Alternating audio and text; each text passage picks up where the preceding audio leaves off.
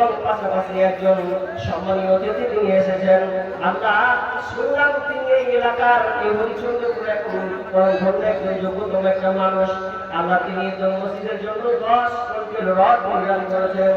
আল্লাহ তুমি কবুল করে নাও। শুনলাম মা বাবা জন্ম দিয়েছেন, আল্লাহ তোমার বাবা মাকে ক্ষমা করে দাও। আল্লাহ ছেলে সন্তানকে আল্লাহ তুমি সেই সালামতে রাখিও।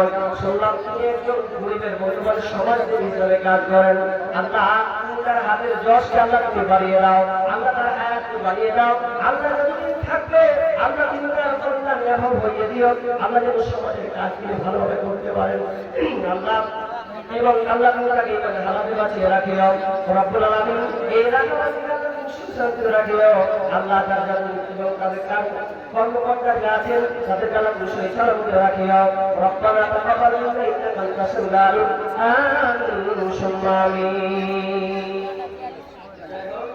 আমি যে আলোচনা করছিলাম এবার আমি ধারাবাহিক আলোচনা করছি প্রায় 9:40 অর্থাৎ আরেকজন দিয়েছেন 500 টাকা। আল্লাহুম্মা সাল্লি আলাইহি আল্লাহুম্মা বারিক আলাইহি। আল্লাহ তুমি দানকে আল্লাহ কবুল করে নাও। ভাই এবার যাচ্ছি ভাগবেন, গেলেই ভাগবেন, কিন্তু আমি বয়ানকে আর লম্বা করব না। আমি এটা মসজিদের উন্নতি করতে জালসা আমি আলোচনা লম্বা করছি না। আপনারা যারা অবগত আছেন এই মসজিদের উন্নতি করতে জালসা, এই মসজিদের জন্য আপনারা আপনাদের জান দিয়ে, আপনাদের প্রাণ দিয়ে, আপনাদের শ্রম দিয়ে, বুদ্ধি দিয়ে এই মসজিদটাকে আপনারা উঁচু পর্যায়ে নিয়ে যাবেন। অনেক কাজ বাকি থাকলে সেটা আপনাদের এই দান দিয়ে হবে। আপনারা কি ওয়াল্লাহ করবেন না? আমি আপনাদেরকে বলছি ভাই, যারা এখানে গ্রামে যারা মানুষ আছেন, যারা দানশীল ব্যক্তি আছেন, তাদেরকে বলবো আপনারা হাতকে প্রতিষ্ঠ করুন, এই মসজিদের জন্য আপনারা দেন। আমি মুসাফির মানুষ, আমি আপনাদের জন্য দোয়া করবো। কারণ আল্লাহ তাআলা বলছেন ইয়া আইয়ুহাল্লাযীনা আমানু আনফিকু তাইয়্যিবাত মা কাসাবতুম ওয়া মিম্মা আখরাজনা লাকুম মিনাল আরদ। রব্বুল আলামিন বলছে আমি যে তোমাদেরকে জমিনকে উৎপন্ন করেছে, এই জমিনকে তোমাকে চাষাবাদ করতে দিয়েছি, এই জমিন থেকে তোমরা চাষাবাদ করো, উৎপন্ন করো, এই উৎপন্ন থেকে তোমরা আমার রাস্তায় উৎকৃষ্টতা দান করো।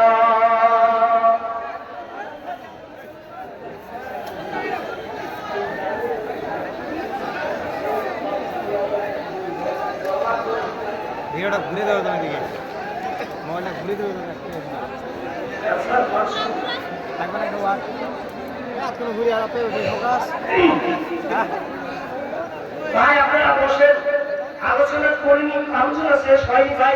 তবে আমার বাইক মানে মস্তিষ্ক অন্যদিকে চলে গেল, কিন্তু বাইক করে বোঝাতে পারলাম না। তো বলছি ভাই আপনারা বসুন, কিছু কথা বলবো। আপনারা ডান দিকে থাকুন ভাই। বলেন কে আছেন? আল্লাহ উস্তে বলেন এই মসজিদের জন্য দিবেন। কারণ আল্লাহ তাআলা বলছেন ওয়াল্লাযীনা ইয়াকলিবুনা আয-যাহাবা ওয়াল ফিদ্দাতা ওয়া লা ইউনফিকুনা ফি সাবিলিল্লাহি ফাবাশশিরহুম বিআযাবিন আলীম। রব্বুল আলামিন বলেন যারা টাকা পয়সা সোনা চাঁদিকে জমা করে রাখে, আল্লাহ রাস্তায় দান করে না, তাদেরকে আযাবের সুসংবাদ শুনিয়ে দাও। ভাইরা আমার, আল্লাহ তাআলা আপনাকে ধন সম্পদ দিয়েছে, অর্থ সম্পদ দিয়েছে, আপনি আল্লাহ রাস্তায় যদি না দেন তো আপনাকে সুসংবাদ দিল, আযাবের সুসংবাদ। ভাইরা আমার, আজকে আপনি দুনিয়াতে আছেন, এই দুনিয়ায় আপনি সন্তানের জন্য অনেক কিছু আপনি করেছেন, অনেক কিছু আপনি করেছেন, সন্তানগুলো গাড়ি বাড়ি টাকা পয়সা জানেন, কিন্তু যখন আপনি মরে যাবেন আল্লাহ বিষয় বলছেন বিকাল মধ্যে মুক্তালতা ফায়ারজিউ ইসলামি ওয়া ইয়াবকা ওয়াহিদ। বিষ্ণু বলছেন মানুষ যখন মারা যায় তার সঙ্গে তিনটা জিনিস যায়, আর তিনটা জিনিস যায়, তবে শুনে দাও তিনটা জিনিস যায়, কিন্তু দুই ফায়ারজিউ ইসলামি ওয়া ইয়াবকা ওয়াহিদ, কিন্তু তার সঙ্গে দুইটা জিনিস ফিরে আসে, একটা জিনিস তার সঙ্গে থেকে যায়। আলু ওয়া মালু ওয়া আমালুহু, তিনটার মধ্যে ফায়ারজিউ আলু ওয়া মালু, মানুষকে যখন কবরস্থানে নিয়ে যায় তিনটা জিনিস যায়, ফায়ারজিউ আহলু ওয়া মালুহু, তার সঙ্গে আহল এবং পরিবার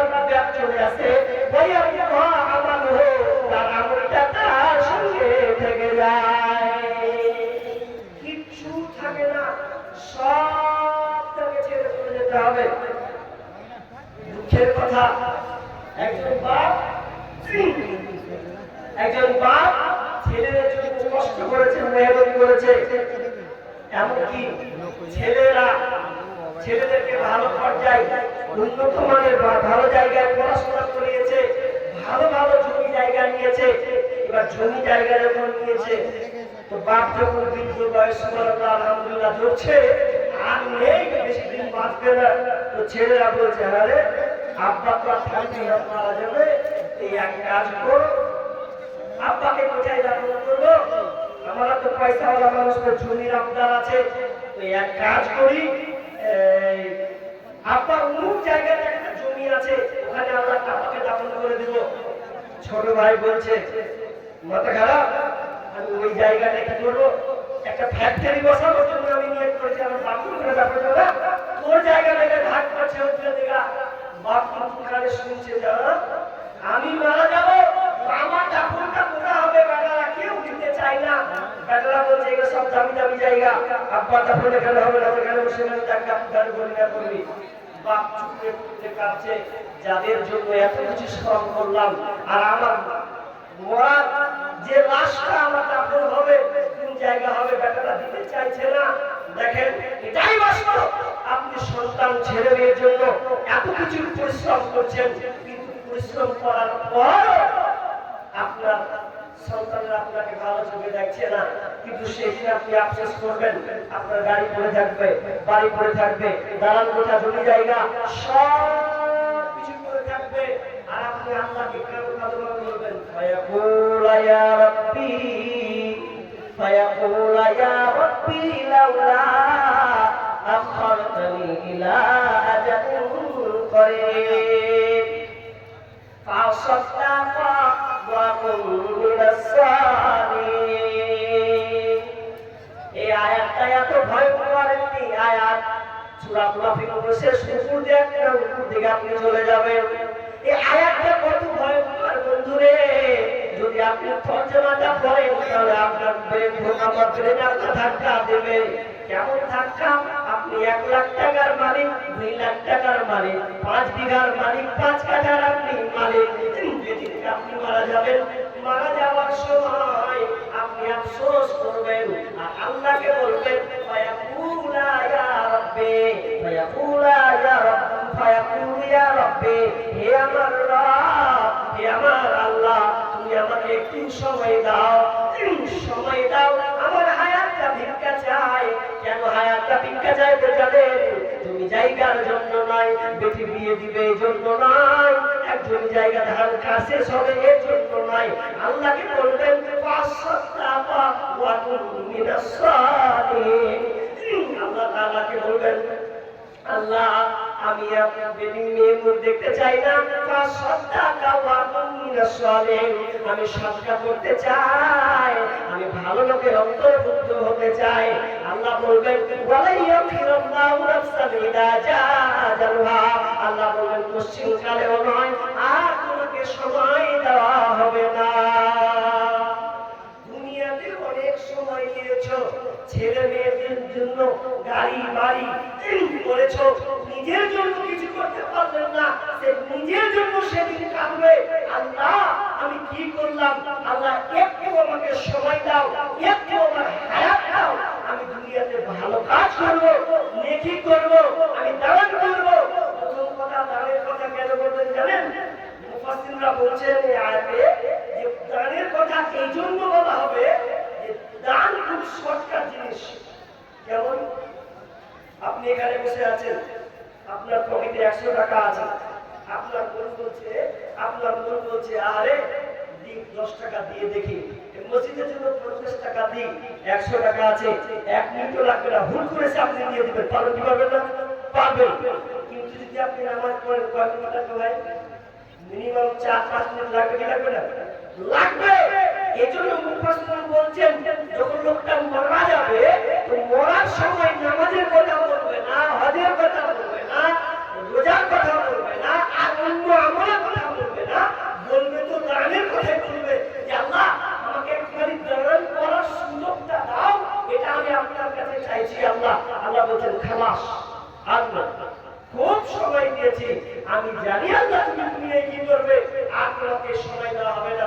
ভাই অতএব যারা বসে আছেন, তো বলবো আমার গলা যদি ভয়ঙ্কর লেগেছে, এই জন্য আমি আপনাদেরকে বলবো যে মসজিদের জন্য যে জালসা আমি জানি কালেকশন খুব একটা ভালো হয়নি, এই জন্য আল্লাহর হস্তে যারা বসে আছেন, যারা নিয়োগ করেছেন বাড়ি থেকে যে কিছু না হলেও দেব, আল্লাহর বান্দা বলেন আমি তাদের জন্য দোয়া করব।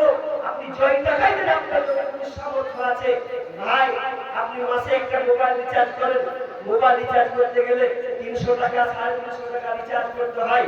তো আপনি অন্তত যারা অন্তত খেটে খাওয়া মানুষ পারেন না, তাদের অন্তত বলবো আপনি একটা রিচার্জের পয়সাও একটা আপনি দিয়ে যান, 300 টাকা 350 500, কেউ 5000 10,000, যারা দাতা আছেন দিতে পারবেন।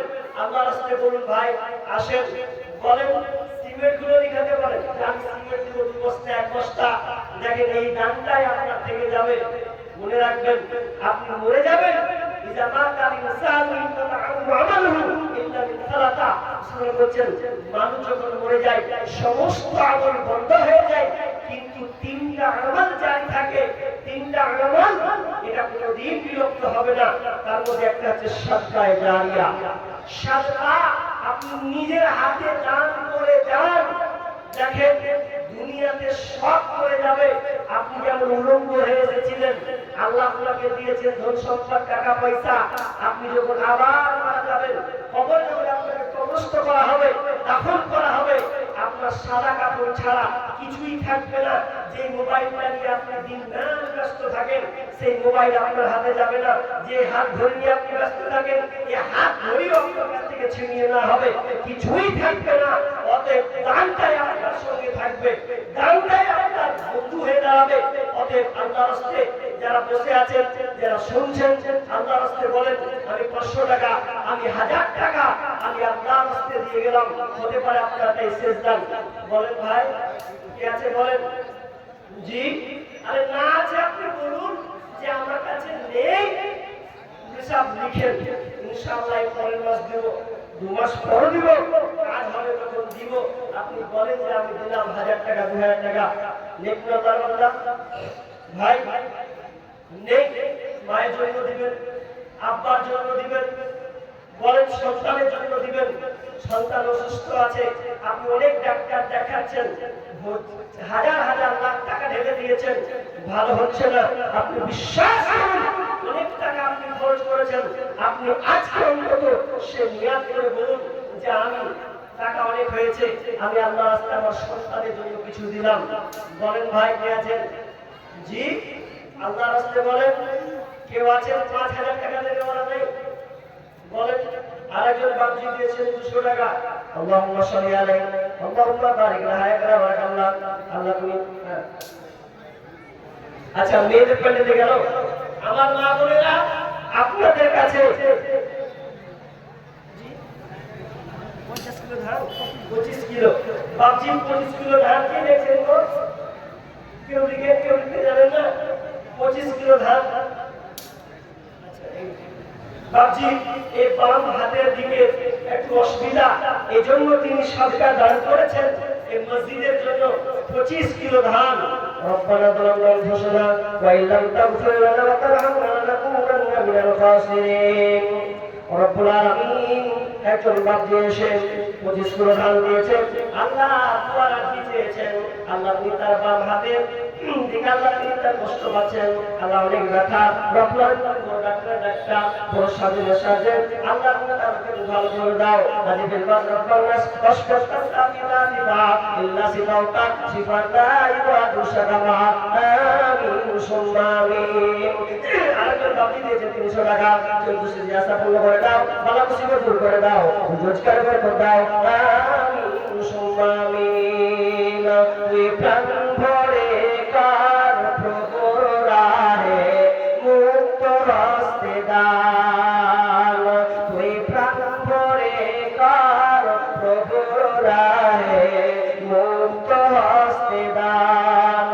এই দান হবে তোর রক্ষা কবচ, এই দান হবে তোর রক্ষা কবচ, পাইবে পবিত্রা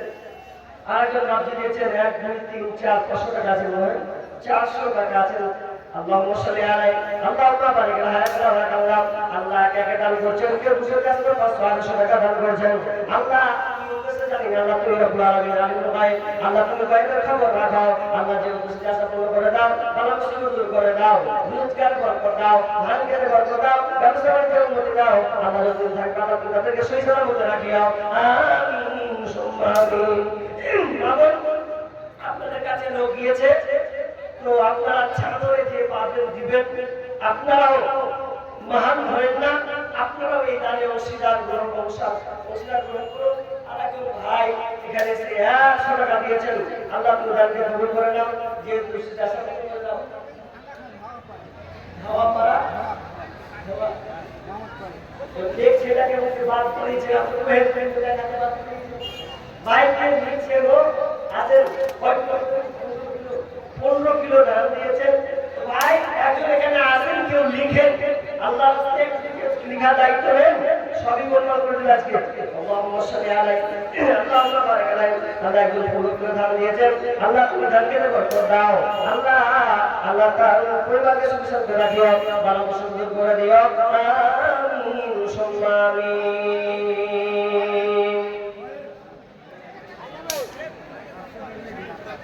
যেতে হবে খালি হাতে যেতে হবে খালি হাতে সঙ্গে কিছু যাবে না সারে জায়গা পাবে পাবে রে ঠিকানা সারে 3 হাত জায়গা পাবে পাবে রে ঠিকানা